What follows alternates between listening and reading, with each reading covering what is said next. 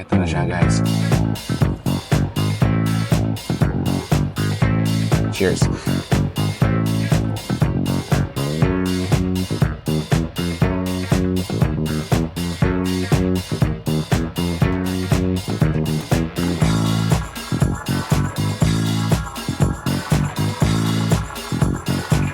Welcome to Choong Chicken. This is our spread. This is our table for today, guys. So again, we would like to thank them for being such a generous host for this video. I wanna mention one by one kung ano yung mga sinerve nila para sa atin. Starting from my left, so this is the snow onion, one of the original dishes. This is actually patented. Garlic tiku at saka soy tiku. Meron tayong original tteokbokki, cheese balls. Next is the bacon spinach. I don't know how to describe it, pero it's a salad na mas marami pa yung meat kaysa sa mga vegetables niya. That was really good. Excited to taste it. Red hot tiku gizzard. Meron din tayong roast tteokbokki and then fish cake soup. Kapala, available dito yung mga solo dishes na good for mga students. So meron tayong red snow at saka yung red spicy solo. So that's it. This is our table.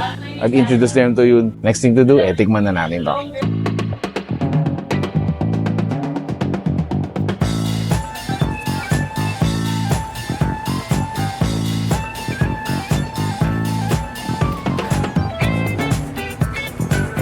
I want to start with the snow onion. Ito yan, guys. Look at this. Let's put some, look at this. This is so amazing. This is actually unique.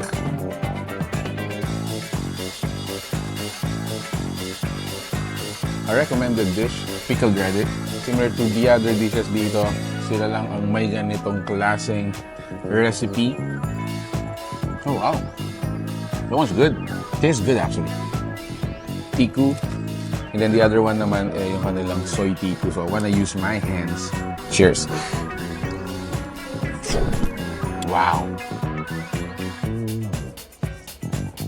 Next I wanna try is yung kanilang cheese balls.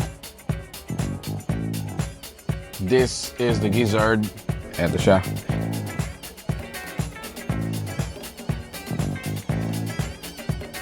So they call it bacon spinach.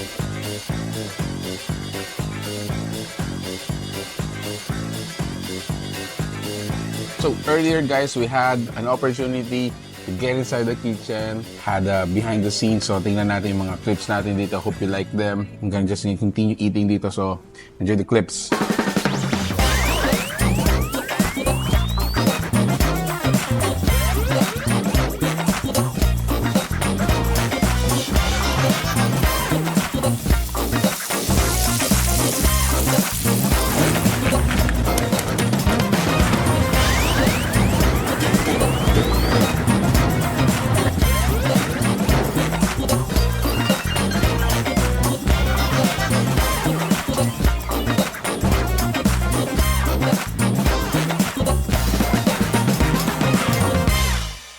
Nanababaw kabalin, kumusta kayo po? Welcome to Pampanga. For today's video, nandito po tayong sa Angeles City and we were invited by Choong Chicken, a Korean restaurant that is so unique.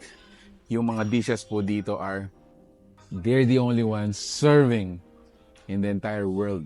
Ganon siya ka-unique.